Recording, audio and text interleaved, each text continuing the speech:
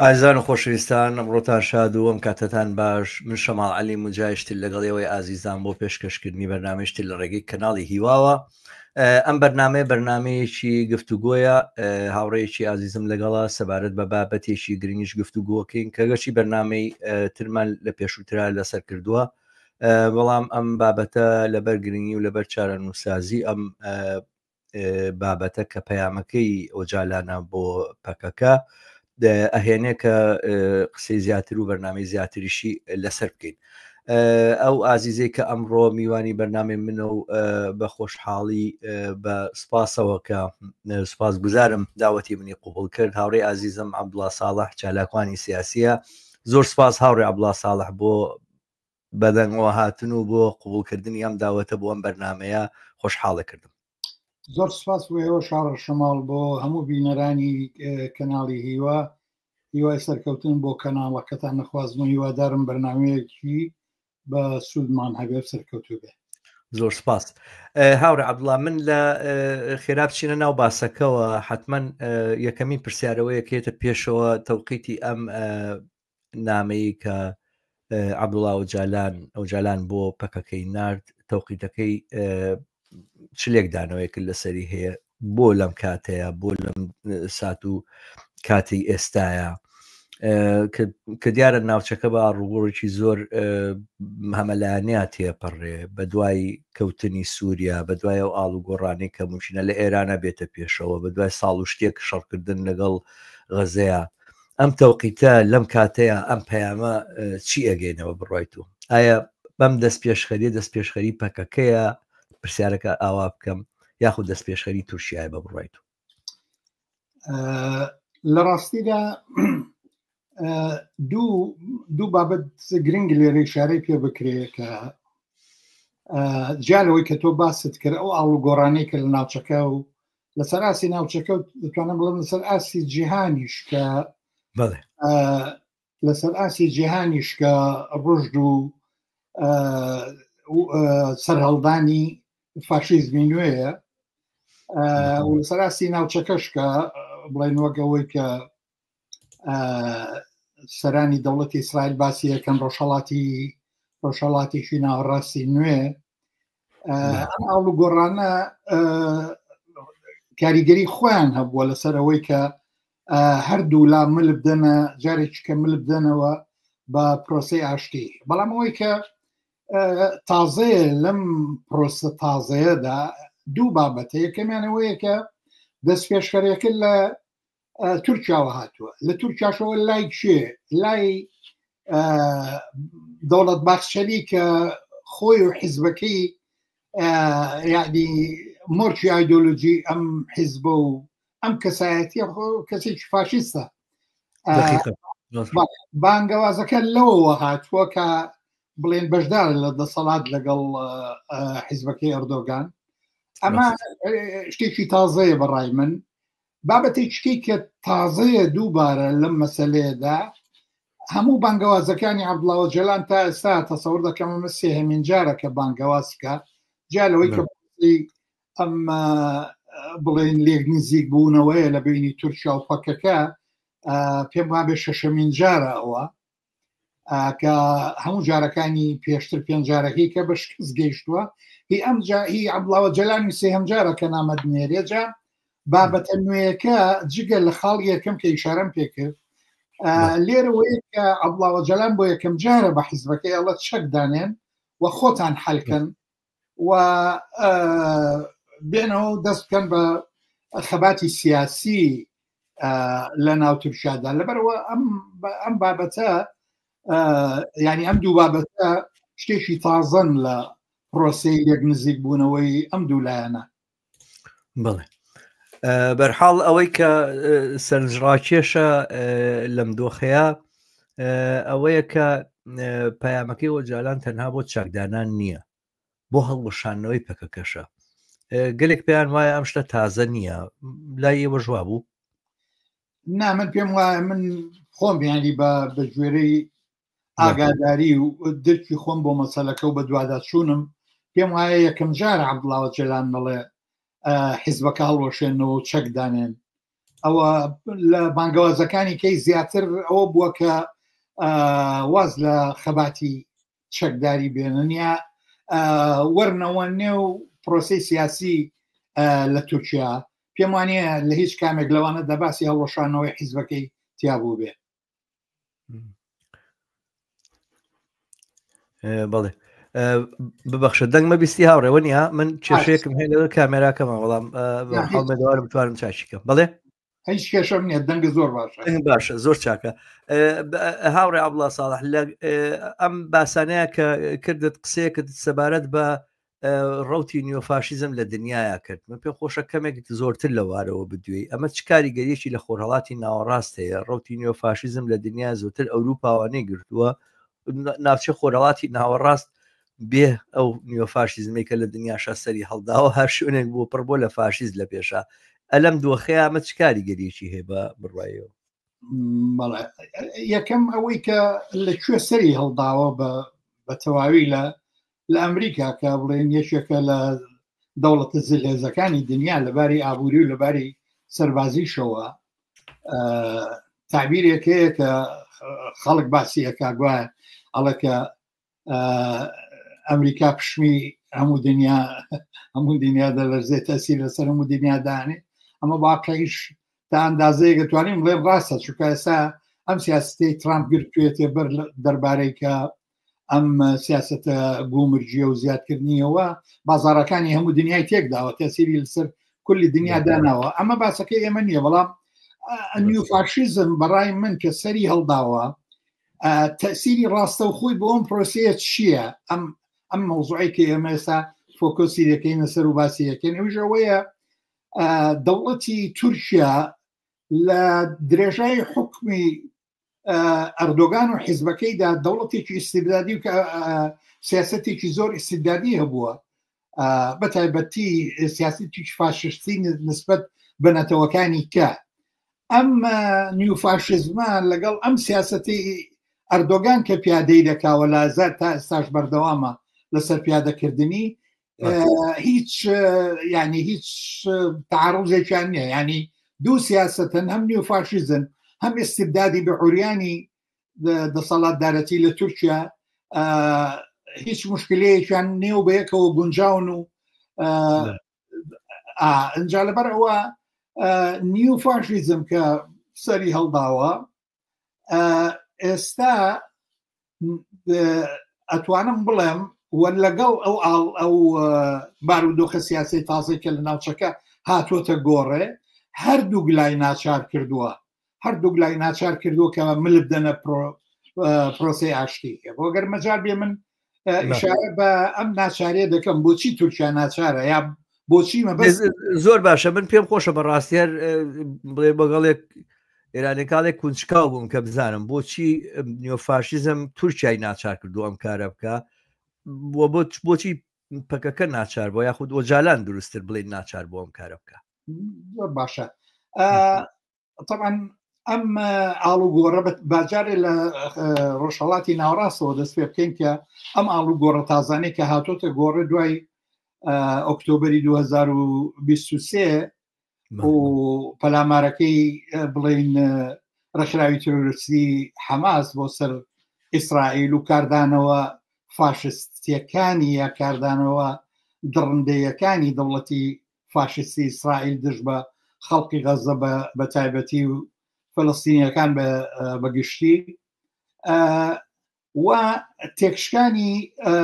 ئەوەی کە پێڵەن لە ناو دوو کەوانەدا بەرەی مقاومە کە سەر بە ئێرانە و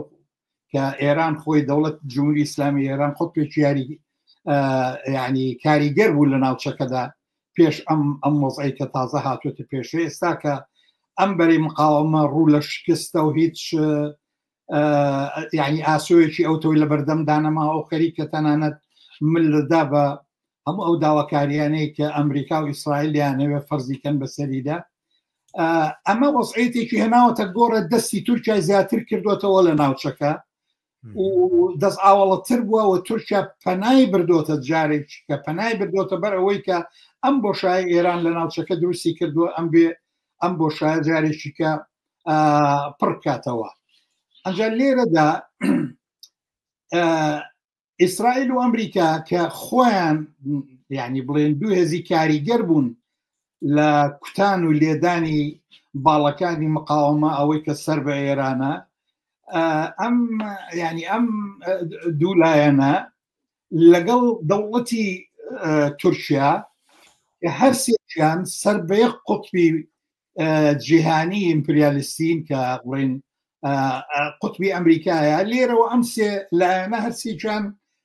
تەباوڕەبان هیچ مشکلەیەکیان نییە بەڵام بەڕای من سیاسەتەکانی تورکیا لە ناوچەکەدا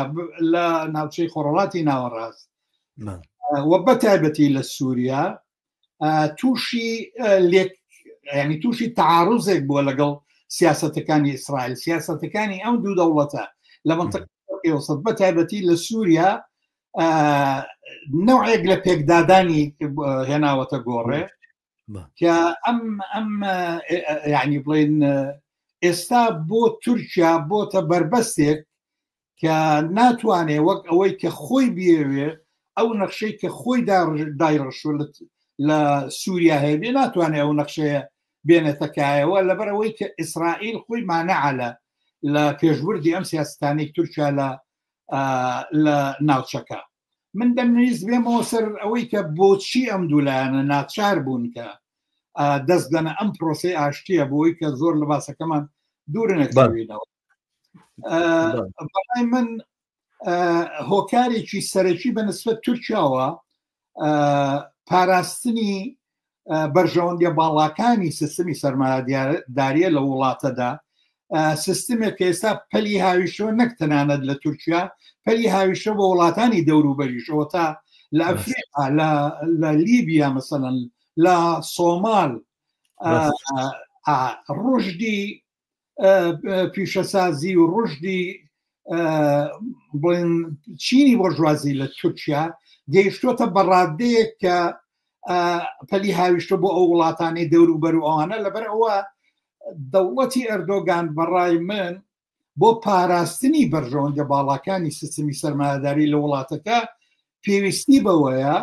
کە ئەم کارتە بخاتەوە دەست خۆی نەک بێڵێ ئەو یعنی بڵێن کارتی مەسەلەی کورد بخاتەوە دەست خۆی و نەک ئەم لاو ئەولا یاری پێ بکەن بەتایبەتی من لە قسەکانمدام بەستم ئەوەیە کە ترسی ئەوان هەیە ئیسرائیل لە لایەکی یاری بەو کارتە بکە لە لایەشکەش بە احتیمالێک احتیمال مەسەلەن جمهوری ئیسلامیش لە ڕێگای هەندێک گروپی شەکدارەوە دووبارە یاری بەو کارتە بکە ئەمە لە لایەکی کە باری ناوخۆی ئابووری لە تورکیا بە تەنگژەیەک و بە قەیرانێکی گەورەدا تێدەپەڕێت قیمەتی لیرەی تورکی هەتا دێتە خوارەوە بێجگەلەوە ئەردۆگان مەبەستێتی بۆ جارێکی بۆ جاری سێهەمیش جارێکی کە هەڵبژێرێتەوە دەستکاری دەستور بکە و پێگەی حیزبەکەی و پێگەی حیزبە پاشیەکەی بڵێن باخچەلیش لەم پرۆسەی هەڵبژاردنەدا لەتمەیەک نەخوا بە تایبەتی کە لە انتخاباتی ئەخیری شارەوانیەکاندا شکستێکی باشیان خوارد ئەوە تا مەسەلەن لە ئەستەمبوڵ و لە بڵین بەلەدی ئەستەمبوڵەوانە جا بە هەر حاڵ ئەم بارە ناوخۆیە و ئەم بارە دەرەشیە تورکیای ناچار کردووە کە پەنا بەرێتەوە جارێکیکە بەر پرۆسەی ئاشتی بەڵام بەنسبەت پەکەکەوە چی بەڕای من پەکەکە خۆی گەیشتوتەوە قەناعەتە و تەنانە عەبدوڵڵا ئۆجەلانیش گەیشتوتە ئەم قەناعەتە کە یعنی بڵین خەباتی چەکداری بۆ دەستهێنانی ئەو ئامانج و ئاواتانەی کە پەکەکە بەرزی کردوتەوە یا بڵین کە هەڵی گرتووە و لە پەیامەکەی خیری عەبدوڵڵا ئۆجەلانیش ئیشارەی پێکراوە ئیتر ئەم ئاواتە یا گەیشتن بەم ئاواتە لە ڕێگای خەباتی چەکداریەوە کارێکی نەزۆکە لەبەر ئەوە ملدان بە تێکەڵاوبوون لە چونە ناو پرۆسی سیاسیەوە لە تورکیا و بەتایبەتی هەنگاونان بۆ ئەوەی کە سەهمێک لە دەسەڵاتی سیاسی لە تورکیا بەرکەوێ لەبەر ئەوە پاکەکە ژمەلی داوە بەوەی کە هاوڕێ عەبدوڵڵا من لێرە سوالێک دروستە بێت و ئەوان ینی بە تەسەوری تۆ یاخود هاوڕانێکی تری ژەم قساناکەن و ئەوانە ئایا دروستە ئێمەوە پێمان وابێ پەکەکە ڕۆژە لە ڕۆژان پێی وابووە ئەتوانێت بەو هێزە چەکداری کە لە خەندی کۆی کردوێتەوە یاخود بە خەباتی چەکداری ئەوانە تورکیا ڕاماڵێ لە کوردستان و کوردستان لە ژێردەستی تورکایەکە بەشێکە لە ناتۆ ئەوانە دەرپەڕێنێ ئایا ئەمە مەسەرەن خەونێک نەبووە بە بێجگە لە خەونێشتێکی تر بووە ئایا دەستبردن بۆ چەک لە ڕەو ئەوڵین ڕۆژەکانەوە ناوی نراوە مەسەلەن بەرگری ڕەوا ینی خوان ناوێن ناوە ئەمە چەک هەڵگرتنە بەرگری ڕەوایە ئێمە پەلامارە درین لە ناو تورکایە جێگا بۆ قسەکردنمان نییە جێگا بۆ دەرکەوتنمان نیە لە ڕووی سیاسیەوە ئێستا باسی سیاستەکەیان ناکەم چین و چینینەوەوان ئەبەر لە شوێنێکەوە بوەستێ بەس وەکو تەقیمێکی هین چونکە ینی من ئەم ڕۆژانە لەسەر تاریخی جوڵانەوەی کورد لە عێراقا کە ئەخوێنیتەوە لەوێ زۆر بە ئاشکرا دەست و پەنجەی دەوڵەتەکانی دەور و بەرەبینی بەڵام لە بەرامبەر ئەم بزوتنەوە چەکداریە لە بەرامبەر ئیسلاحاتی زراعی هاتۆتە مەیدان ئەمەی لە تورکایە هاتووە لە بیدایەتەوە تیئۆریزەکردنی ئەم خەباتە چەکداری ئاوا بۆ کە ئێمە بۆمان نییە کورد بین بۆمان نییە ناسنامەمان هەبێ بۆمان نییە ئەسڵەن هیچ ڕێگایەکی سیاسی بگرینە بەر بۆ داکۆشیکردن لە مافە نەتەوە یەکانمان تۆ بڵێ مەسەلەن بۆ بەرەنگار بوونەوەی ستەمینەتەوایەتی هیچ ڕێگایکی ترمان لە بەردەمانێ لەبەر بمە ناچارین خەباتی چەکداری بکەین ناچارین چەک هەڵگرین ئێستامە ئەم لابردنی ستەمینەتەوایەتیە چۆنە پەکەکە ئەوێت چی بکاو لەم چوارچێ بگا بەچی ئەوان لە شوێنێکی ترۆ بێ بەڵام مەنتیقەن ئایا معقول لە ڕۆژە لە ڕۆژان پەکەکە پێی وابوو بێت چەقەڵە گرم و جێشی دووەمی ناتۆ لە دوای ئەمریکا لە کوردستان لە وڵاتەکەی خۆی دەرەکەم و لە هەموو شارەکان شار بە دەریەکەم و ئەم ناوچەیە ڕزگارەکەم و ئەیکەم بە کوردستان و یاخود پارچەکانی تری ڕزگارەکەم یەکەم بە کوردستانی گەورە ئەمە زۆرتر لە خەونێگەچێت تاوەی کە سیاسەتێک بێت و استراتیژێک بێوانیە بە بەڕێەوە دروست وایە چونکە ئەگەر بە تاریخی پەکەکەدا بچینەوە تەماشاکە یەکەم شعاری کە بەرزیان کردەوە هەڵبەتە بەر لەوەی بێ بەسەر ئەو شعارە تەمان زوڵم و ستەمێکە لە خەڵقی کورد زمانی تورکیا کراوە یعنی بەڕادبەیەکە مەسەن بۆ نمونە من دەسووری تروشام نەخوێندەوە بەڵام ڕاستی لە چەند شوێنێک بەرشاو کەوتووە خوێندومەتەوە کە باس کراوە گوایە بندێکی تێ دەڵێ هەر کەسێک لەسەر خاشی تورکیا بژی تورکە یعنی بەڕێگمی ئەوەی چ زمانێکی کە قسە دەکە هەر کەسێک لەسەر ئەم خاکە بژی تورکە ئەمجا باسی ینی زوڵم و سەمێکی یەکجار زۆری دەوڵەتی تورکیا یەشێک بۆ لە هۆکارەکانی کە پەکەکە وەک حیزبێکی سیاسی دوای وەک حیزبێکی چەکداریش دەرکەوێت شعاری یەکەمی ئەم حیزبە ئەگەر تۆش حتوانەوە زۆر باشتر دەزانی شعاری یەکەمی ئەم حیزبە دروستکردنی دەوڵەتی سەربەخۆ بوو ڕاست بەڵام دواتر ئەم شعارە گۆڕا سەربەخۆ لە هەر چوار پارچە ڕۆژاوا و خۆر هەڵات و باشوور و باکوورە بەرهەمی ئەوەیە بەڵێ دروست وایە ئەمجا لە پرۆسەیەکدا تەماشا دەکەی ئەم شعارە وردە هاتۆتە خوارەوە هەتا ئاخر جار لە پەیامەکەی ئەو جەلان هاتووە کە دیموکراتیزەکردنی بڵێن سیستمەکە لە تورکیا باسی ئەوە دەکا باسی برایەتی تورک و کورد دەکا کە ئەمە لەگەڵ شعاری یەکەم کە هەڵیان گرتووە تەمان زۆری فەرقە ئەمە لە لایەکی کەش تاریخ خۆی ئەگەر تەماشای بزوتنەوەی بۆرژوە ناسیۆنالیستی کورد بکەی هەمیشە لەم و پاشەکاندا ئەم چەکەی بۆیە هەڵگرتووە بە حساب وەسیلەیەکە کە بەرامبەر ناچار دەکات بۆی بێتە پای مزاکەرە و گفتوگۆ ئەنجا ئەم پرۆسەیە تەماشاکە لە ئێران بڵین لە تێری مێژووی نوێی ئێراندا ئەگەر تەماشاکەی تەنانەت دوای ڕوخانیشە لەگەڵ حیزبەکانی بڵێن کوردایەتی لەوێ حیزبی دیموکراتەوەوانە هەمیشە ئاوا بووە یعنی چوونە مزاکەرەوە مزاکەرە ینی چوونە مفاوەزە فەشەلی کردووە جارێککە دەستیان داوەتەوە خەباتی چەکداری و بەم شێوەیە لە کوردستانی عێراق عینیشت تۆ تەماشای کە چەند جار ئەم ینی ئەم پرۆسەیە شەڕ مفاوەزە دوایی شکست ئەمە هاتووەتەوە دیسان جارێککە بۆ تورکیا من تەنیا دەتوانم بڵم لە سووریا جارێ بڵێن ئەم سیستما یا بڵێن ئەم ڕۆتینە پیادە نەبووە لە سووریا دەسەڵاتێک ینی بڵین لە کوردستانی سووریا دەسەڵاتێکی سەربەخۆ هەیە و تا ئێستا توانیوێتیەوە بۆ 15 ساڵە توانیوێتی سیستمێک بەرقەرار بکە سیستمێکی حکومڕانی کە طبعاً براورد بەو سیستمانەی کە بڵێن بۆ نمونە لە کوردستانی عێراقدا هەیە فەرقش یەکجار زۆری هەیە تا ئێستا ئەم توانیوێتی لەسەر قاچی خۆی ڕاوەستێ و ئێستا ئەویش دەستی داوەتە مزاکەرە لەگەڵ دەوڵەتی مرکزی سووریا ئیتر لە چ شرایطێکدایە یا ئەم مزاکە ئەو مفاوزەیە سەردەگرێ سەر ناگرێ دووبارە شەڕ دەست پێ دەکاتەوە ئەمە باسێکیکەیە منجا لەبەرەوە بەڕای من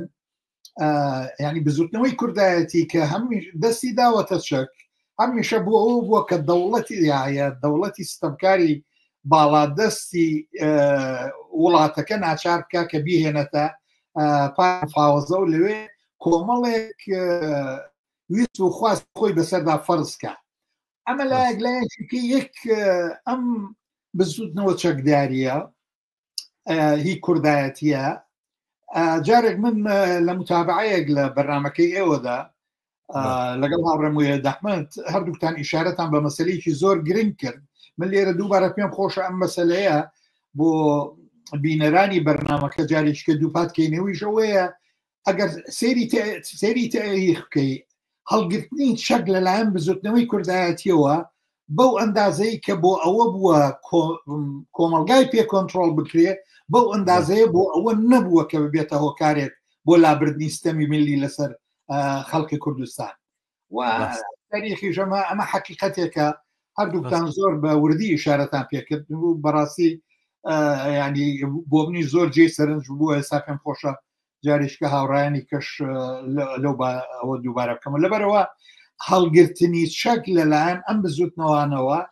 هەرگیز بە تەسەوری من بۆ ئەوە نەبووە خەونێکی ئاوای پێبێن نەدیکە یا بەتابەتی لە تورکیا کە دەوڵەتی سەربەخۆ یا لانی کەم لە ناوچە کوردنیشتنیەکانی تورکیا دەوڵەتێکی سەربەخۆ بەرقەرار بێت نا بەڵام باسەکە لەسەرەوەیە کە سیاسەتی پەکەکە و سیاسەتی یا تەرحەکانی ئۆژاران لەگەڵ زەمەنە ئاڵوگۆڕی بەسەر هاتووە یەکەم جار کە دەست براوە بۆ چەک ئاوا بووە پاش ماوەیەک هەر لە ساڵەکانی 90 و 91 ئەوە هیچ کە کوردستانی گەورە لە بەرنمەیە نامێنێ زۆرتر ڕووەکە بەرەوە ئەوەیە کە کێشەی کورد لە تورکیایە چارەسەر بکرێ کەونە گفتوگۆوە لەگەڵ تۆرگۆت ئۆزالە خەریکن بە سەرنجامەگەن و بە وەساتەت پێم وابێ کە جەلا تاڵەبانیش وەسیت بۆ لە بینیانە بۆ ئەم پێک هاتنە ئەو پاژماوەیە کە تۆرگۆت ئۆزال لەلایەن فاشستەکانی تورکیاوە هەروەکو چۆن ڕابین لە ئیسرائیل تیرۆرەکرێ تۆرگۆت ئۆزالیش لێ لەلایەن فاشستەکان و تیرۆرەکە چووکە ئەوان چارەسەریان ناوێت ینی حقیقەتی مەسەلەکە ئەوەیە کە باسەکە ئێستا لەسەر نەکەین شتێکی تەکنیکیەکەین ئایا پەکەکە پێی خۆش بووە چەکدار بێت و چەکی پێبێ یاخود ئامادە بۆ چەک هەرکاتێک بێت دای بنێت و بڕوا پەیوەست بێ بە پرۆسە سیاسیەکەەوە باسەکە ئاوا بۆ ینی ئامادەی چەکدانان ئەو کاتەش هەبووە پاژەوە لە 94 دووبارە ئەم باسە دێتە پێشەوە دووبارە ئەم مەسایلانە مەترح بێ و قسە لەسەر ئەواکرێ کە بەم دۆخەی کە بە دنیا تێپەڕیوە ئێمە پێویستمان بە ئاڵوگۆڕی ڕیشەی هەیە لە ناو پەکەکەیە ئەوانە دوای گرتنی ئۆجالان لە دوای گرتن و لە پاشگرتنی لە زیندانەوە تەرحەکانی ئۆجالان ئاڵوگۆڕی ڕیشەیی بەسەر خودی تیئوری و تێگەیشتنی دەوڵەت نەتەوەیەت ینی ئۆژالان پێی وایە کە ئیتر دەوڵەت نەتەوە زەرور نییە و دەوڵەت نەتەوە شتێکی کۆنا و ئەمە ڕێگاچارێکی بڵین سەرمایهداریانەیە و مۆدررنیتی سەرمایهداریە و ئەمە پێویستمان بۆی تەجاوزی ئەمە بکەین بڕۆین کۆمەلگای دیموکراتی دروستکەین لە بری ئەمە ینی باسەکە لەسەرەوەیە کە ئەم تەتەورە ئاوا ڕوویداوە و هاتۆتە پێشەوە قسەکە وەکو شتێکی تاکتیکی دیاریکراو نییە ئەسڵەن منهەجیەن ئەمە لە ناو منهەجی پەکەکە هەیە کە ئامادەی چەکدانان بەمەژێک بەرامبەر قوبولی بکات و کاری سیاسی بکرد یەک شتی تریش لێرە ئاورێ عەبدوڵڵا من سەرنجمدا لە دیقەتم کرد لە وتارەکەی بەڕێزیش تا ئەوم بینی کە لە شار پرێس بڵاو بۆ تۆ من لەوێ خوێندمەوە باسێکی ئاواکەی مقارنێکی ئاواکەڵێ پەکەکە ئەوەی ئەوێ لە هەولێر هەیە من هەستەکەم پەکەکە لە تورکیای لە کوردستانی سووریا یاخود بڵێن لایەنگرانی ئەم ڕەوتە لە کوردستانی سووریا دەسەڵاتیان بەدەستەوەیە بەڵام ئەویان دروست نەکردو کە لە هەولێر هەیە ئەو هاوکاریی کە لەگەڵ ئیسلامی سیاسیە ناسیۆنالیزمی کورد کردی و لەگەڵ کۆنەپەرستی لە ناوچەکەیان کردوتیەوە نیان کردووە ئەو شاندا دادانە بۆ هەموو بیر و بۆ چوونێکی عەشیرەتی و دوور لە شارستانێت و دوور لەوانەوە ئەوانە ئەوی پێ بەرزانێکە ئەوان نیان کردووە ئەو جۆرە حکمی بنەماڵە و ئەوانە کەس نازانێ بنەماڵەکەی مەزلوم عەبدی کێیە مەزلوم عەبدی بە ناوی شارەوە ناوی خۆی ناوە ساڵح مسلمە سەر هەر کەس نازانێت سەر بە چه عەشرەتێکە و لە کوێوە هاتووە من لێرە لە ستۆکۆڵم بینی و لە فەیسبووکی شانووسیم سەرکردەیەک لە مۆدیلێکی تر مەبەستمەوە بوو وەختێک مقارنەیەکەی لەگەڵ سەرکردەکانی کوردستانی عێراق ئەوە نییە مەبەستمەوە نییە لا یەزال من ممکنە منهەجی پەکەکە جێگای ڕەخ نەبێ بەڵام من هەستەکەم ئەم ئەنەلۆگە ئەم مقایسەکردە و ئەم لە بەرامبەر یەکدانانە من بە پێم وابێ گۆشەم هەیە لەگەڵیا نازانم تۆ ئەگەر وتارەکەی بە دیقەت خوێنبێتەوە من بە شێوە ئیشارە بەوە ناکەم بڵێم ئەم تەجروبەی کە لە هەولێر هەیە ئەم تەجروبێ لە ئەوە دووبارە دەبێتەوە واد نەوتەوە بەس بە جۆرێک لە جۆرەکان هەڵی ئەو شتەی ئەوێت پەکەکە کە لە هەولێرە هەیە ینی بە جۆرێک لە جێگەیەک ئاوام خوێنەوە دیارە لەوانەیە من اشتیباه خوێن بێتەوە ڕاستەکەی ئەم پێشتری شەر پێشەوە قسانم ئیشارەم بە شتێک بەوە داکە ئەم تەجروبەی کێسا لە کوردستانی سووریا پیادە دەکرێت و هەڵقڵاوی بیر و بۆچوونی پەکەکەیە ئەمە تەجروبەیە کە بە بەراورد بە هەموو ئەو تەجروبانەی کە تا ئێستا ناسیۆنالیزمی کوردیان گیان بێتە بە جۆرێک لە دەسەڵات بە تایبەتی بە بڵین لە کوردستانی عێراقدا جیاوازێکی زۆری هەیە یعنی هیچ کەس ناتوانێت لە عقار ئەوەدا چای بنووقێنێ تۆ ئێستا لە کوردستانی سووریا دەستوورێکی عیلمانی هەیە کە دین و دەوڵەتی لێک جیا کردوتەوە لە کوردستانی سووریا ژنان تا ئەندازەیەکی زۆر ینی بە مافەکانی خۆیان گەیشتن و نەوعی گلێکسانی هەیە ئەوە تا هاوسەرۆکی هەیە لە هەموو بڵین دەستگاکانی یا جومگەکانی دەسەڵات چه دەسەڵاتی سیاسی چه دەسەڵاتی حیزبی هەمووی هاوسەرۆکی هەیە و لە هەر هەمووشیاندا ژن بۆ نمونە بەشدارە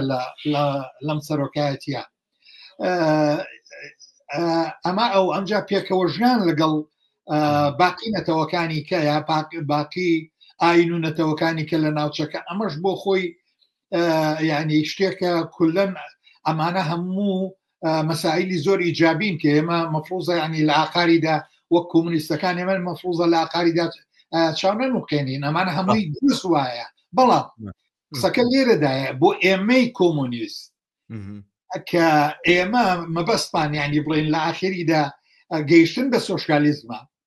و لە ناوبردنی بڵین ملکیەتی خاص و ئەم تەجروبەیە کە ئێستا لە سووریا پیادە دەکرێت بە هەموو ئیجاباتێکەوە کە هەیەی و ئێمە باسی هەندێکیانان کرد لە پرۆسەی گەشەکردنی خۆیدا کۆمەلگا بە سۆشیالیزم نابە بەڵکو بەرەو ئەوەی دەبا کە مودێلێکی کە لە دەسەڵاتی سیاسی بۆرژوازی یعنی لە چوارچێوەی مەنافع و بڵێن قازانج و بەرژۆرنەکانی چینی بۆرژوازی دەرناچێ هەر بەڵام دەتوانێت خۆی بگونجێنێ یا مودێلێکی ڕاقیتر بێ لەوەی کە ئێستا مەسەن بۆ نمونە لە هەولێر هەیە لە کوردستانی عێراق هەیە ینی من ئەگەر شتەکەش بە جۆرێککە تۆ تێگەی ئێستا من بە دیقەت ئەی خوێنمەوە مەقتەعە بۆی معلوم بێ کە من تو کەمێ هەقم بۆ ئێستا مەبەستەکە ڕۆشن بۆەمە باشیشە ئاوڕێ عەبدوڵڵان فرسەدە بێ بۆی کەوا خوێنەرانی وتارەکەش لەینەکە تێبگەڵێ لە کاتێکدا تقریبەنەوە پێم وایە پەرەگرافی پێش ئەخیرە لە کاتێکدا عەبدوڵڵا جۆلان و پارتەکەی کاری سیاسی سەربازیان بە ئاراستی دەستەبەرکردنی مافە نەتەوایەتەکانی خەڵکی کوورد زمانی تورکیا کردووە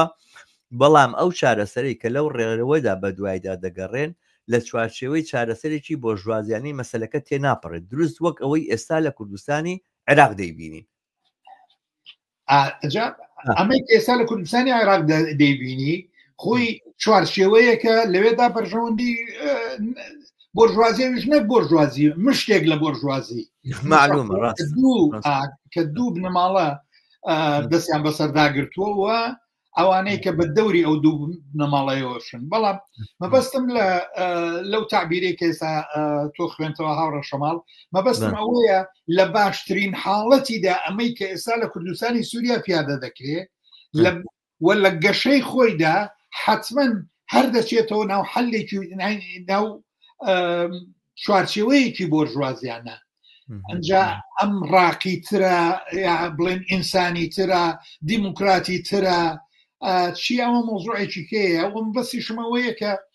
لە باشترین حاڵەتی خۆیدا کۆمەلگا بەرەو سۆشیالیزم نابێت چونکە ئەوە ئیشی ئەو نیە ئەسڵ لە پەیام مشتیشانە باسی چێوەی تیانەیە ینی خودی ئەم ڕێبازەش قسەی لەسەر زۆرتر دیموکراتیزەکردنی کۆمەلگایە قسە لەسەر گۆڕینی ڕەگوڕیشەیی ئابووری و ڕەگوڕیشەی کۆمەڵایەتی نییە وا دیارە لە باسەکانی وەجالان نیشاکە پێشتر کردوێتی ئەو کێشەکە زۆرتر لە پاتریارکێت لە باوکسالاری یا پیاوسالاری و هەروەها لە دەوڵەتە ئابینێتەوە دەوڵەت سەرکوتگەرە و زاڵمەوە ئەوانە بۆیە دنیا ئاوای لێ هاتەوە ئەوانە دەوڵەتەکانی دنیا هەمویان زاڵمن بۆیە دۆخی دنیاش بەم جۆرەی لێ هاتووە نەک ئەوەی کە ئابووریکی دیاریکراو هەیە ئەم دەوڵەتانە پارێزگاری لێکەنەوە بێ دەوڵەتەکانیش نابەرابەریکی ئابووری لە کۆمەلگا هەیە کە هەمیشە و دایم کێشە دروستەکان ململانێ دروستەکەەوە بۆ زەبتکردنی ئەم ململانەیە کە دەوڵەت لێرە دەورە بینێ بە حاڵەمە تێگەیشتنێکی جیاوازیەکی گەورەی فکری نێوان ئێمە و نینە بەڵام من بێمەوە سەر خاڵێکی تر هاوڕێ عەبدوڵڵا لە باسکردن لە تەرحە ناسیۆنالیستیەکانە ئێمە هەمیشە و دایم طبعاً تەرحی دیاریکراو نووسینی دیاریکراو بەیاننامەی دیاریکراو قابلی ئینتیقاد و ئەوانەیە بەڵام ئایا بۆ پەکەکە باشتر وانیە ئەمە سەیری پراکتیک بکەین ڕەخنە لە پراکتیکەکە بگرین تاکو لە نەزەریەکان چونکە پراکتیکەکە ئازانم ئێستا وەختێکە چیتە سەر سووریا ئەبینی کەم بەڵێ کێشەماوە لەوێ ئەغە بڵێن چینەکانە لە ناوبردووە وانە چینەکان لە ئەزال هەن و دەوڵەمەند هەیە و خەڵک دەوڵەمەنە بێ و هەژارەکان بەشیشیان پێویستیان بە سادەترین پێداویستیەکان هەیە ئەوە لە ئەزال ماوەتەوە بەڵام مەبەستمەوەی ئەم جوڵانەیە زۆتر بۆ بە جوڵانەوەیکی جەماوەری فراوان لێرەوە تەقییمکردنی دروسترە نەک ئەوەی نەزەریەکانی ئۆجانان چیە بۆ من ئەوەی کە من ئەیبینم لە ڕوتی ئاپۆیزما بەگشتی زۆرتر ئەزمونێک و تەجروبەیە کە تاکو کۆمەڵە تیوری لە ناو کتێبەکە بێ ئیتر بە باش و بەخراپ هەڵسەنگاندنی سلبی و بڵێن نێگەتیڤ یا پۆزیتیڤ واجە خۆی ینی بڵێن قیمەتی ئەفکاری ئایدۆلۆژی لە چیدا لە تەطبیقیدا لە جێبەجێکردنیدا ئێستا فعلا لە سووریا ئێمە ئەوە دەبینین کە ئەمە جێبەجێ دەکرێت بەڵام من ویستم ئیشارە بە یەک نقطە بکەم ئەوەی کە ئێستا بڵێن عەبدوڵڵا ئۆجەلان باسی دیموکراتیزەکردنی کۆمەلگا دەکا ئەمە لە سەردەمێکدایە کە پێشتر ئێمە باسمان کرد ئێستا سەردەمی نیوفاشیزمە یعنی تەنانەت دیموکراتێتیش ینی خەریکە ئەم مودێلە دیموکراتی کە باسی مافی مرۆڤ و باسی چزانم خۆش بژێوی ئەوانە دەکات ئەمەش خەریکە هەڵدەپێچرێتەوە و دەڕوا بەلایەکدا لە عقار ئەوەی کە نیوفاشیزم هاواسەری هەڵداوە لە دنیادایتر ئێستا باسکردن لە دیموکراتیزەکردنی کۆمەلگا ینی من تۆزێک ئەوەش هەر بە ینی بە دوور دەزانم بەڕاستی تحقیق ببێ ئەنجا جیالەوە من هەڵبەتە ئەگەر گەڕێنەوە بۆ سەرەتای باسەکە من یعنی بڵێن جەمبەی فەشەلی ئەم مبادرەی ئۆجەلان و دەوڵەتی بڵێن باخشەلی و دەوڵەتی تورکیا جەمبە ینی فەشەلیەکەی زیاتر دەبینم هەتا سەرکەوتنی هەتا نەجاحی تا من هیچ ینی ئومێدی زۆر خۆشحەیاڵ نیم بەوەی کە ئەم پرۆسەیە ینی بڵین بەرەو عقارێک بە ئەنجام بگە ئەنجامدا لە ئاکامدا بەرەو عقارێک بڕواکە هەردوو گلادیان هەوێ چونکە بەڕاستی جاوە هەندێک لەو برادرانەی کە بڵین بڵێن باڵی چەپی ناسیۆنالیزمی کورد کە ئاواتی زۆری لەسەر ئەم پەیامەی هەندێکی لەسەر ئەم پەیامەی جەلان هەڵچنی و ئەنو ئاوشکات تەبریری بۆ دێنەوە ئیترەوە موزۆی علاقی بە خۆیانەوە هەیە و هەندێکیانی کە تووشی شۆک کردو و ینی وای لێکردوون کە ئیتر تەنانەت لەوەش ناومێت بوون وەک چۆن لە بزوتنەوەکانی کەی ئەم ینی بڵێن برژوە ناسیۆنالیزی کورد چۆن بڵێن دەستی سووتاندون و ئومێدێکی زۆریان لەسەر هەڵچنیەوە ئاخری بەرە و شکستی بردوون. من ئەم تەجروبەی ئێستاش ئەم مبادرەی ئێستاش زیاتر جەمبەی فەشەلیتیا دەبینمەوە هەتا جەمبەی سەرکەوتن لەبەر کۆمەڵە کۆکار ئەگەر یارمەتی هەبێت من نەتوانم هەندێک لەو هۆکارانە بۆی بۆ ئەو برادرانەی کە من هەندێکیان ڕخنیان لە وتارەکەی من گرتووە و شتی زۆریان لەسەر نووسیوە ڕاستەکەی من نەمیز بچمە ناو ئەو وردەکاریەوە وەڵام پێم خۆشە لێرە ئیشارە بە هەندێک شت بکەم ئەگەر یارمەتی هەبێت. فەرموو جارێ یەکەم عەبدوڵڵا جەلان ئەمە بۆ 25 ساڵ دەچێت لە سجنی انفرادیدایە. جاریەوە هەبوو بە 5 ساڵ تەنانەت نیان هێشتووە بێژگە لە زیندانبانەکانی کەسی کە ببینێ. ئێستا ئەم ئەخیرە ئەم جارەی ئەخیر 44 مانگ کەسی نەدیوە. ئەنجا ئەو کڵاو ڕۆژنەی کە بۆیان کردوێتەوە بۆی لەوێوە دنیای سیاست ببینێ بەڕای من ئەمە کڵاو ڕۆژنەیەکە یا مەجالێکە بۆیان کردوێتەوە کە ئەم مەجالە خۆی بەرژەوەندی دەسەڵاتی سیاسی تورکیا زیاتر پێداگیری لەسەردا دەکرێت. یعنی دەستگایەکی ئەعلامیان بۆ خستۆتە ناو سژنەکەەوە کە ئەم دەستگای ئەعلامیە جا چی کتێبە چی قەناتی تەلەڤیزیۆنیە لە قازانج و بەرژەوەندی دەسەڵاتی سیاسی لە تورکیا بەمولانادا. ئەم لێرەوە جارێکی کە توانم بڵم کە ئەو دەریچێشان بۆ کردوتەوە لەوێەوە دنیا دەبینێ. لەبەرەوە لە شەرایەتێکی ئاوادا پەنابردن یا تەرحێکی استراتیژی بۆ بزوتنەوەیەکی کۆمەڵایەتی ئاوا کە ڕێگ و ڕیشەیەکی هەیە و تاریخێکی هەیە و بزوتنەوەی چەکداری هەیە و لەسەر ئاست دنیا ناسراوە. ئەمە بە تەسەوری من یعنی استراتیژیەکە کە دوورە لە واقعەوە یان عەبدوڵڵا جەلان نەیتوانیەوە بیپێچێ چونکە تەنانەت وەکو پێشتریش باسم کرد تەنانەت خواردنەکەی خۆشی لە زیندانەکە ڕەنگە نەتوانێت بە خۆی هەڵی بژێرێ. ئەنجا چ جای ئەوەی ئەمانە چ کتێبێکی دەخەنە بەردەست لە چ کەناڵێکی تەلەڤیزیۆنیەوە حەقی هەیە سێری دنیا بکە و چۆن کابرایەکی ئاوە لە پاش 25 ساڵ لە زینداندا جارێکی کە دەتوانێت لەسەر مەسەلەیەکی ئاوە چارە نووساز بێنێ فۆرمۆڵی ئایدۆلۆژی بۆ بکە. ئەمە لەبەرەوە بە تەسەوری من یەکێکە لە هۆکارەکانی کە من پێم وایە ئەم پرۆسەیە لە ئاخریدا شکست دێنێ. ئەمە یەک. دوو ئەم پرۆسی چەکدانان و هەڵۆشانەوەی حیزبێک هەر ئاوە ڕێگایەکی ئاسان و سادەی لە بەردەم نییە بەسەریدا بڕوە بەڵکو بەدایان هەوراز و نوشێوی دێتە پێش. لەم هەوراز و نوشێوەدا احتیمالی زۆرە باڵێک لەم حرەکەتە نێتە پای ئەوەی کە وەک ئەوەی کە ئەردۆگان دێهەوێ یا وەک ئەوەی کە عەبدوڵڵا جەلان دێهەوێ ئەم بێ بە دوای ئەم سیاسەتانە بکەوێ. ئەمجا بێجگەلەوە تۆ سیرکە ئەوانەی کە ئێستا چێکیان لە شانە و لە شاخەکانی قەندیل و لە تورکیان ئەمانە چۆن دەی تێکەڵاوی ناو کۆمەلگایان دەکەیتەوە جارێکیکە. ئەمە بە کۆمەڵێک ڕقوچینەوە هاتوۆتە دەرێ چێکی کردوتە شان بەوەی دیفاع لە مافێکە کە خۆی قەناعەتی پێێتی. ئێستا کە هاتوۆتەوە ئایا فەزای سیاسی لە تورکیا ئەوەندە ئاواڵەیە بتوانێت ڕقوچینەی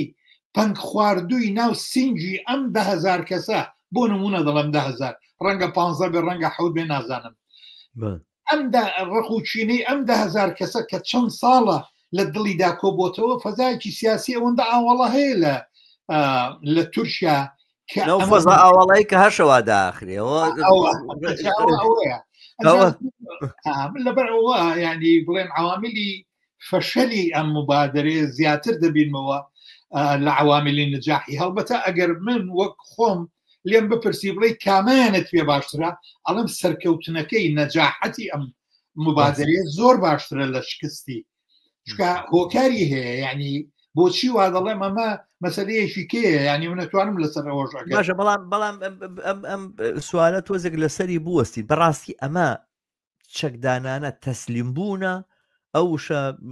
سەیرێ کە باسێکەنەوەمانە ئاش بەتاڵە وایە ئەم چەکدارانە ینی فعلەن مەسەلەن بۆکو سەردەبی جاران ئێمە دەسەڵاتێکی فاشی لە بەغا حکمێ کردوەوانە جەبەی وەتەنی هەبوو نە پەرلەمان هەبووە تا پەرلەمان بە کارتۆنیش نەبوو و کاتە نازانم ینی حتممە تۆ باشتر لە منە بیرە هاوڕە عەبدوڵڵا تۆزە لە من بەتەمەنتری دەرحاڵ تۆ لە 75 کە ئەبەوەی پیانەوت ئاژ بەتاڵە ئەوانە ئەتا بە کارتۆنیش پەرلەمان وجودی نەبوو بە کارتۆنیش مەسەلەن مدیری مەجلیسی بەلەدی ئەوشتانە وجودی نەبوو ئێستا پەکەکە کە دێچەکدا ئەنێت و ئەچێکاری سیاسیەکەوانە هەر ئێستا 64 ئەندامی پەرلەمان لەو حیزبەی کە متتەهەمە بەوەی کەوا باڵی سیاسی پەکەکەیە لە ناو پەرلەمانی تورکیایە یعنی ئایا معقولە ئێمە ئەم دووشتە ئەم دوو دیاردەیە لە بەرامبەرێکا دابنین وەکو چوون یەک سەیریانکەین گوایە ئەمە وێڵکردنی هەموو کەیسەکەی وێڵکردنی هەموو بڵین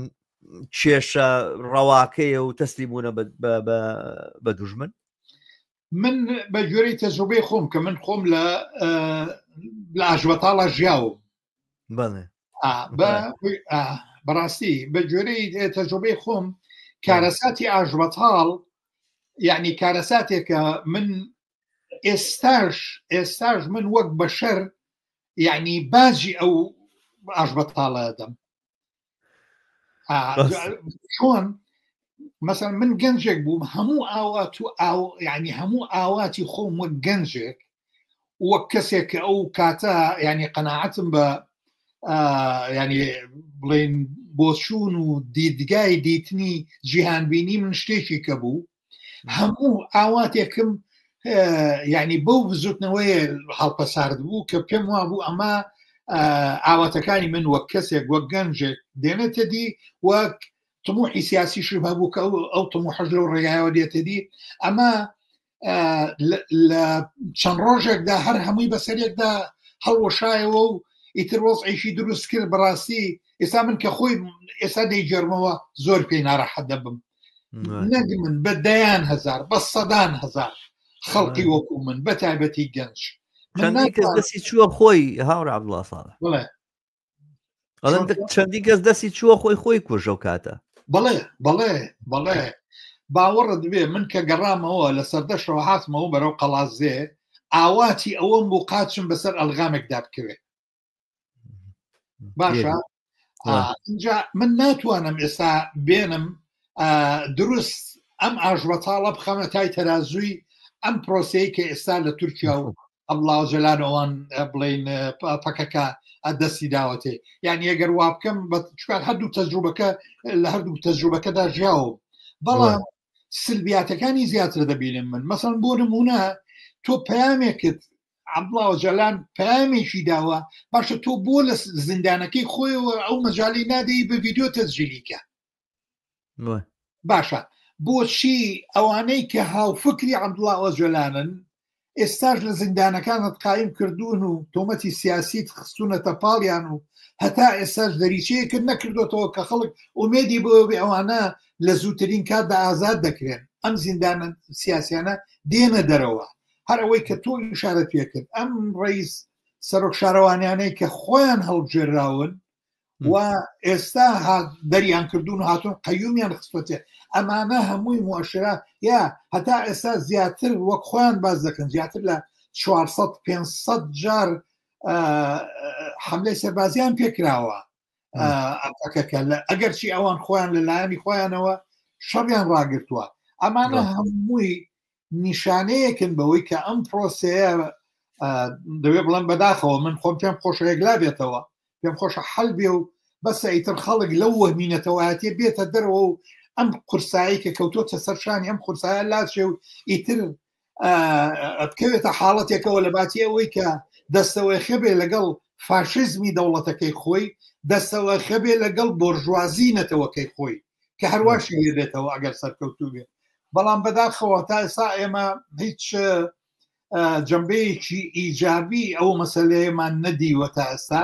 ئەگەرچی بەڕای من فاکتەری تازە هاتوونە ئاراوە لەو کاتی کە عەبدوڵڵا ئۆجەلان پەیامەکەی بڵاو کردوتەوە،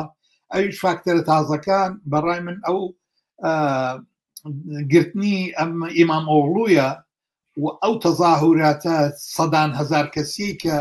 لە تورکیا کراوە لە هەزار بەردەوامە و ئەو بایکۆتی کە کراوە بۆ کڕینی شتومەک نازانم لە بازارەکاندا ئەمەش بۆ خۆی ئەمە فاکتەرێکی تازەیە هاتوۆتە ناو مەسەلەکەیەوە. بەڕای من فشارێکە زیاتر پاڵ بە دەسەڵاتی تورکیاوە دەنێ بۆەوەی کە هەنگاوی ئیجابی تر بەرە و بڵێن حەلی ئەو مەسەلەیە یعنی هەنگاوی زیاتر بۆ چارەسەری کێشەکە بکە نەک ئەوەی کە پاشەکشەی لێ بکە. زۆر باشە. بەرحاڵەوە ڕوون بۆەوە کە هەڵوێستەکە کە بەڕێز باسیەکەیت باسەکە لەسەرەوەیە کە ماهیەتی پەکەکە هەرچی بێ ماهیەتی مەزمونە هەرچی بێ ئەمەی کە ڕوو ئەداتەوە ئەوانە سەرکەوتنی لەسەر سەرنەکەوتن و شکستی باشترە بە قازانشترە، بەڵام ئومێدێک لەمەیانە و ئەم دۆخی کە هەموو ئەم پرۆسی پیاتی ئەپەڕێ ئەوانە دۆخە ناوچەیەکە بە پێچەوانی ئەوەی کە ئەوترێ مساعد نییە. بە خەڵکەیە پێی وایە کە ئەم بەشەی ئەخیریان وانە و دۆخی دنیا زۆر مساعدە. شایەتیش بەوە گرن تەمان نازانم لە بەریتانیا چۆن بوو BBC چۆنی کرد، بەس لێرە لە تەلەڤیزیۆنی ڕەسمی سویدا ڕاستە و خۆ پەیامەکەی وەجانان خوێنرایەوە بڵاو بووە، وەک چۆن لە تورکیا خوێنرایەوە، وەک چۆن تەلەڤیزیۆنە عەرەبیەکان خوێنیانەوە، کوردیەکان خوێنیانەوە، ڕێک تەلەڤیزیۆنی ڕەسمی سویدەوەی هی دەوڵەت لە ئەڵمانیاش هەروە بوو، لە ئەڵمانیش ئەم پەیامە لێ. ئەگەر وایە مەسەلەن ئەو پێشوازی کە ئەمریکا لی کردەوەی کە بەگشتی ئەوروپای موحد لەمەی کرد لە وڵاتە جۆر بە جۆرەکانە تەسلیحی لەسەردرا لە خودی ئەڵمانیا فەڕەنسا، باش ئەگەر وایە ئەم پێشوازیە چییە بۆ ئاوا ئەم پێشوازی لێکرێ و بەلایەکی ترەوە ئایا باسەکە بە جۆرێک لە جۆرەکان وایە کە ئەمە گوشاری ئیسرائیلە لە حاڵێکە گە بگەڕێنەوە بۆ تێزەکانی ئۆجالان خۆی و ئەوانەوە هەستەکەین کە زۆر زۆر دوورە لە ئیسرائیلەوە ئەسڵەن قسەیەک لەسەرەوە کە وەدەم پەیامەیە شتێکی ئاواڵێک کە ئێمە گەری کورد و تورک هەر لە هەزاران ساڵەوە برابووین کە دیارە ئاماژەکردنە بە دەوڵەتی سەلجوقی ئیسلامی و سەلاحەدینی ئەیوبی کە چۆن چۆنی پێکەوە کاریان کردو پێکەوە هاوکاریان کردو ئاماژەیە بەو مێژووە کە هەموو ئەمانە ئاماژەکردنە بە مێژوویەکی تر نەک بەوەی کە بە جۆرێک دەواازە بکرێتەوە لە بەردەم هاوکاریکردنی ئیسرائیلە کە دیارە ئێستا بەشێک لە ناسیۆنالیستە ئینەکان کە خۆیان هەڵواسیەوە بەڕاستی بەڕەوتی پەکەکەەوە هیچ ڕەبتیشیان بەڕەوتەوە بۆ ڕەوتەوە نییە قسە لەسەرەواکەن ئیسرائیل پشتیوانمانەوە ئەمریکا پشتیوانمانە و ئەینەکان زۆرتر بە دیعایە و بهینەکە لێرەوە دێ لەمە چۆن تێگەی هاوڕە عەبدوڵڵا مەحموود بۆچی ئەم پێشوازی ئەکرێ لە دنیاە؟ بەر لەوەی جوابی و پرسیارەت دەمەوە بە حەقیقەتێک هەیە کە من زۆر ینی بڵێن هەتا پێشەوەی کەم ئەو تاریخ خۆشم بنووسم خوێندومەتەوە ئەم پەیامەی ئۆجەلان چەندین جار لەلایەن میتی تورکیەوە هەموار کراوەتەوە ڕاست و دووبارە دراوەتەوە بە عەبدوڵڵا ئۆجەلان کە ئەمە ئیبهامی تێدایە شتی تایە نابێت تەنانەت ڕستەیەک لە پەیامەکەدا هەبێ کە دوو تەفسیری بۆ هەبێ ئەبێت تەنیا یەک تەفسیری بۆ هەبێ کاڵی چەکدانێ ینی چەکدانێ یعنی کاڵی خۆت هەڵوەشێنە ینی خۆت هەڵوەشێنە نابێت بە هیچ شێوەیەک پەیامەکە لوغز و معمایتیا بێ هەمووی زۆر ینی بڵێن صریح و واضح و بە ئاشکرا چی مەطلەبی کە ئەمان خۆیان مەبەستیانە ئەوە مەفروزە لە پەیامەکەدا هەبێ هەڵبەتە ڕەنگە هەندێکشی لەگەڵ ویست و ئارەزوی عەبدوڵڵا ئۆجەلانی شاتبێتەوە و مۆزوعێکیکەیە بەڵام ئەو پێشوازی کە کراوە ئێستا تۆ تەماشاکە ئێمە با لە سیاسەتی ئێستا ئەمریکاوە تەماشاکەین کە ترامپ ئێستا لەسەر کارە ئەمە يعني بڵین سیاستێکە نازان بەعربی پێڵەن العصا والجزرة يعني دارەکە لێ بەرز دەکاتەوە بۆی ناچارت کات کە تۆ لە لایەکیکەوە بێ ملت دێ مفاوزە و ملت دێ ڕێککەوتن ئێستا لەگەڵ ئێران هەر هەمان کار دەکات یعنی تەنانەت لەگەڵ حوسیەکان کە ئێستا ئەوە شەڕێکی لەگەڵ دەست پێ کردوون لیانەدا ئەگەر حوسیەکان ملیاندا باە بە سیاستەکانی ترامپ و وازیان لەوە هێنا باەوە مەسەرم بۆ نمونە خۆیان هەڵۆشان باوەیە ئەوەی کە ئێستا لە عێراق دەگوزارێ کە حەجری بەشێک لە حەجری شعبی من ئەمڕۆ خوێندومەوە بڕیاریان داوە کە مل بدەنە ئەوەی چەکدانێن و خۆیان هەڵۆشێنەوە ئەمانە یعنی چ بە نسبەت ئەمریکاوە چ بە نسبەت غەربەوە ئەگەر بەبێ تەقا بەبێ خوێن ڕشتن بە ئارامی بە ئاشتی ئەوەی کە خۆیان مەبەستیانە تحقیق بێ زۆر باشترە لەوەی کە بە شەڕ و ئاژاوە تحقیق بێ ئەگەر شەڕ ملازمەیە یعنی شەڕ یعنی چوزانم یەکێکە لە پایە ئەساسیەکانی ڕاوەستان و پایداربوونی ئەم سیستمی سەرمایه‌دارێ لە جیهاندا بەڵام لە هەموو کاتێکدا دەستی بۆ نابن لەبەرەوە بەڕای من ئەم کێشەی ئێستای تورکیاش ئەگەر بە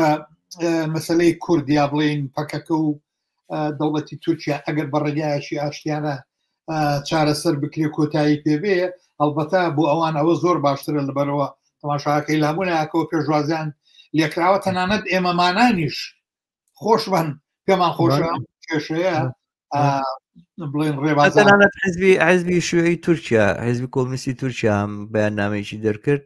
لەو بەیاننامەی حزبی کۆمونیستی تورکیا هاتووە کە هیچ کەس ناتوانێت لە بینی دوو ئەگەری یا دوو بژاردەی شەڕ و ئاشتی شەڕ هەڵبژێرێ حتممە ئێمە لەگەڵ هەین بەڵام بێگومان ئەوانش لە بەیاننامەکانە هەمان ئەم گومانانەی کە تۆ باست کرد لە ئێستا کە گومانی بەشروع و واقعیشن بەڕاستی بەڵام باسەکە لەسەرەوەیە کە دەواازە و بڵین دەرگای ئاڵوگۆڕەکان لە ناوچەکەیە کراوەتەوە ئەمە بڵین باری سەرنجی خۆم بێگە لێرە بۆم هەبێ بیڵێم وا ئەزانم کە بەو ئەندازەیە کە احتیمالاتی سەرنەکەوتنی ئەم پرۆسەیە وەشکستی ئەم پرۆسەیە هەیە بەم ئەندازەیە احتیمالاتی سەرکەوتنی هەیە لەبەرەوەی ئێمە لە فەراغێک و لە ڤاکیومەکە لە مەنتیقەکە ژینانی جۆرێک بۆشاییەکی سیاسی دروست بووە کام بۆشایە سیاسی هەر هێزێک هەوڵەدا پڕی بکاتەوە و ئەمەی کە ئێستا لە سەرجادەیە لە بەرامبەر ئەردۆغانە و ئەمەی کە ئێستا ئەم جوڵانەوە دیموکراتیە و ئەم هەوڵا ئەم تینوێتیە بۆ ئاشتی ئەم تینوێتیە بۆ کۆتایی هەتان بەم هاتن بەم کێشانە لە لای خەڵکی تورک زمان لە لای خەڵکی کورد زمان لە لای عەرەب زمان لە سووریا لە ئێران لە ناوچەکە لە عێراقا ئەمە کە هاتوتە پێشەوە هەیە ئەمەش هێزێکە لە معادلاتەکانە یعنی دروستە فاشیزم لە دنیاە نیۆ فاشیزم لە دنیاە بڵێن سوتەمەنی ئیسیبداد لە تورکیایە فەراهەمەکەوە بەڕاستی ئەوەی کە ئەوردۆغانەیەوێ بیکاتەوەوانە دروستکردنی سەڵتەنەتێکی ترە و بە جۆرە لە جۆرەکان لە خەیاڵی خۆیان کوردی ژەوە بە و بەشێک لەو سەڵتەنەتە چۆن لە سەردەمی دەوڵەتی عوسمانیا کورد چەکداری بوون و لەگەڵ دەوڵەتی عوسمانیا بە شەڕەدران بەم شوێن و بەو شوێن بەتەمان کوردیش ئاوا لێ بکەن ینی ئەمە لە خەیاڵی ئوردوکانەیە بەڵام لە لایەکی ترەوە دەواازەی ئاڵوگۆڕەکان لە دنیاشا کراوەتەوە و من پێم وانە هەموو ڕەوتەکە لە دنیاە و لە ناوچەکەیە بەرەو فاشیزم بێمە بڵین کۆمنتی خۆم بێ لەسەر دروست وایە دروست وایە منش هاوڕام لەگەڵ ئەو قسانەی تۆ هاوڕە شەماڵ دروست وایە من پێشتریش ئیشارەم پێکەوتم فاکتەرێکی کە هاتۆتە ناو ئەم مەوزوعەوە ئێستاویش ئەو بڵێن ئەو تەظاهوراتم سەدان هەزار کەسەیەکە لە تورکیا بەرپا بوو بە جژی دەسەڵاتی ئەردۆگان و ئەمە جارێکی کە دەبێتە عاملێک بووی کە فشار بخاتە سەر دەوڵەتی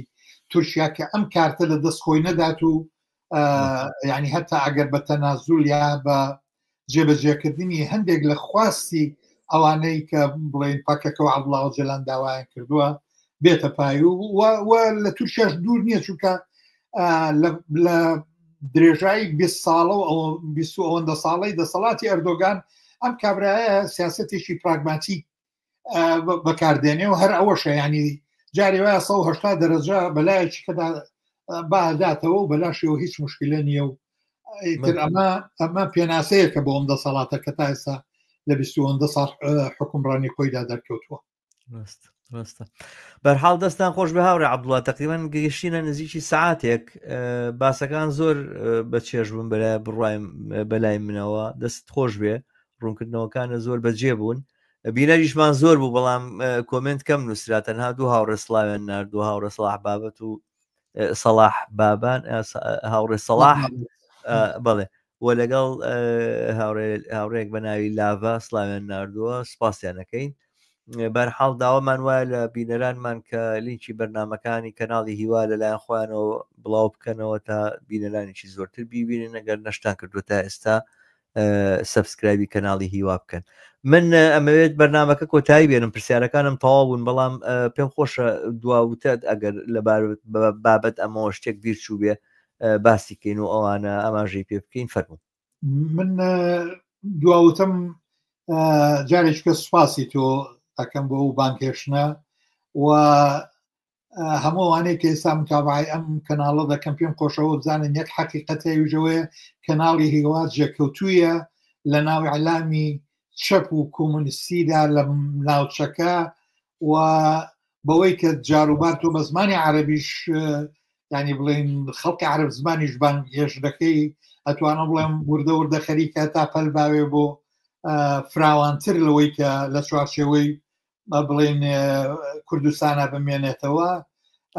کەناڵێکە کە جێی خۆشحاڵی هەموو ئێمەیە و تۆش بەڕاستی ینی هەڵسوڕێنەری ئەم کەناڵە هەمیشە جێگای تەقدیری هاوڕێ شەماڵ هیوادارم کە هەموو ئەو هاوڕانەی کە ئەم کەناڵە دەناسن سەبسکرایبی بکەن و لەگەڵ هەموو بەرنمەکانیدا بەشدار بن و ئەو داوای سەرکەوتنی بۆ دەخوازم و سپاس دەکەم زۆر سپاس دەکەم تەقدیری زۆرم هەیە وشەکانە زۆر بە نرخن زۆر بە ئەرزشن لەلام بەرحاڵ ئەوی کە کردومانە هەر بەشێکە لە ئەرکەکانی خۆمان جێبەجێەکەی لەم دوورە وڵاتەوە کە دەستمان ناگا ئەوەی کە ئیمکانمان هەیە لەم ڕۆژگارەیە میدیایەکە میدیا ئەلکترۆنیەکە دەستمان پێگا بە دەوری خۆم ئەوم هەڵبژاردووە مێدەوارم هەموو هاوڕیانەی وەکو بەڕێزشانەوە بزانن کەم کەناڵە کراوەیە بۆ هەمووان کەناڵی هەموو ئەوانەیە قسەیشان بۆ ئازادی و بۆ یەکسانی و بۆ دادپەروەری هەیە لە کۆمەڵگەی کوردستانە بە زمانی کوردی دەرگام بە ڕووی کە سادا نەخستووە و هەمیشە خۆم بە شوێنەوە بووم کە هاوڕیانێکی زۆرتر بەشدار بن کە دیارە هاوڕیانێکی وەکویەوەی ئازیز و خۆشحاڵیەوە کە جێگەی سوپاسە کۆمەچیان کردون و هەمیشە لە ئامادە بوون بۆ بەرنمەکان و بۆ هاوکاریکردم هەر بژین زۆر سپاس دەکەم جاریشتە زۆر خۆشحاڵ کردمە ڕاستی من زیاتر زۆر سپاس بۆ تۆ بۆ ئەو فرسەتەکە ڕەخساندت دەست خۆش بێت هەر بژی بەڵێ هاوڕێیان و بینەرانی ئازیز و خۆشەویست بم جۆرە دینە کۆتایی بەرنامەی ئەم جارەشمان تا بەرنمەیەکی تر بە ئێوەی ئازیزەکەینەوە بە شادی و کامەرانی هەموو ئێوە ئەسپێرم ڕۆژتان یا خۆت شەوتان خۆش لە هەر جێگایەکەن هەر بژین